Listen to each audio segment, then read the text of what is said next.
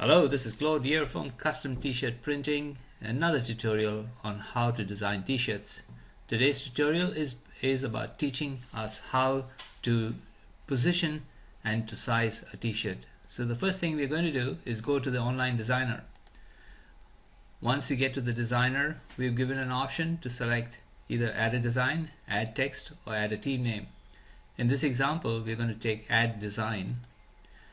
Here you got a choice of selecting a design from our library or uploading from your Facebook, Instagram, or uploading an image from your computer.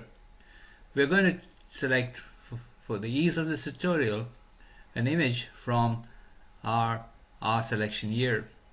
We're going to place this on the t-shirt that we want. And say, for example, we want to place this in the middle. It's so simple. We've got controls here to move it up and down.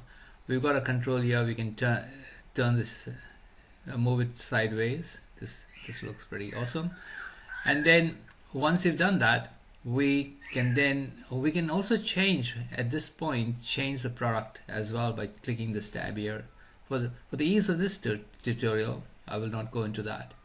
Once you selected this, then you can decide the quantity you want and then go to the buy button down here. It's as simple as that. Happy designing.